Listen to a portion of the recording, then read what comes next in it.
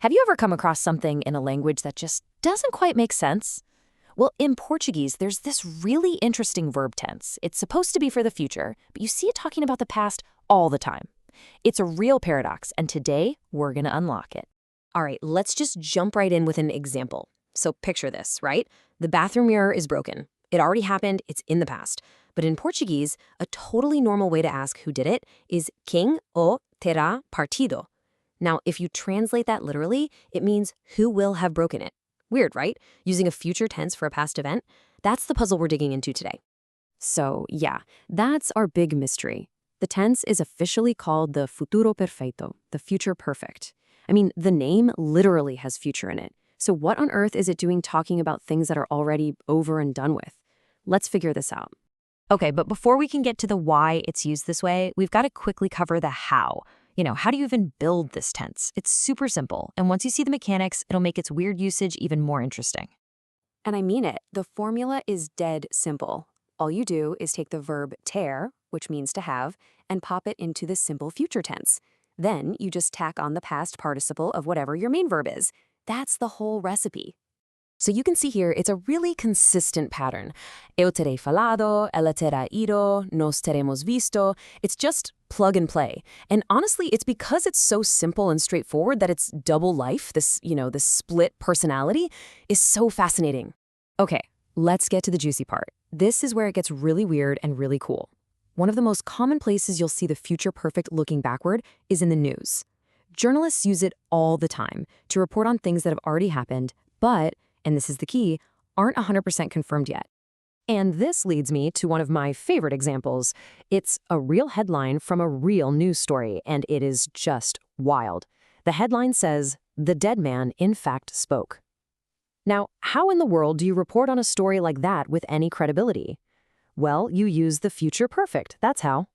And here's the actual article. It's about a guy named Chande who everyone thought was dead, but then he just woke up. Look closely at the text. You'll see that word, tara, showing up over and over again. The reporter isn't saying this is a fact. Nope. They're using this tense to signal, hey, this is the story we're being told. This is what supposedly went down. Let's pull one of those sentences out. It says, he terá morrido, will have died, from alcohol poisoning. See what's happening? The journalist is basically putting invisible quotation marks around the cause of death. They're saying, this is the unconfirmed report. It's a clever way to report information without being liable for it if it turns out to be wrong. And it keeps going. The story says he terá bebido, will have drunk 8 bottles.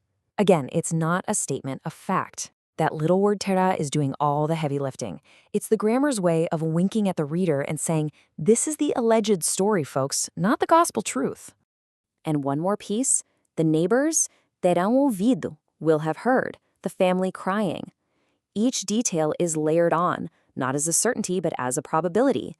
It's like building a case out of hearsay, and this tense is the perfect tool for a journalist whose facts are still, let's say, a little soft. And just so you know, this isn't some weird one-time thing. Here's another example. Headline, shooter detained.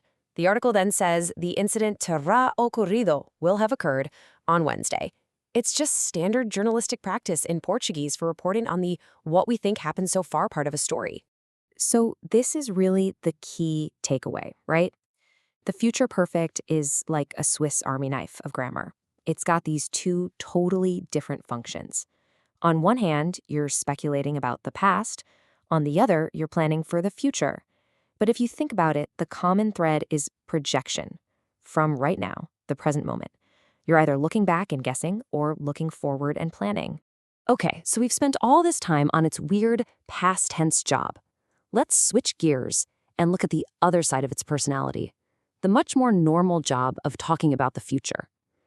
This is the one that'll probably feel a lot more familiar if you speak English. This timeline nails it. You've got a deadline in the future, tomorrow, and you've got an action, reading the book. The future perfect lets you say that by the time we hit that deadline, the action will be finished. Até amanhã terei lido o livro. By tomorrow, I will have read the book. Done. Finished. Complete. Here is a super common way you'd use this. So, there are 2 things happening in the future. I'm getting home, and the movie is finishing. The movie finishes before I get home. So you can say, when I get home, The movie terá acabado. It will have already finished. Let's do one more just to lock it in. Our deadline is in a year.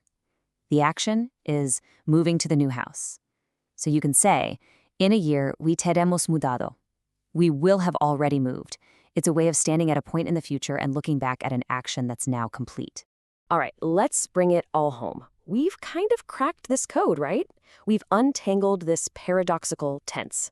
So now you can officially add 3 distinct uses for the futuro perfeito to your own Portuguese grammar toolkit.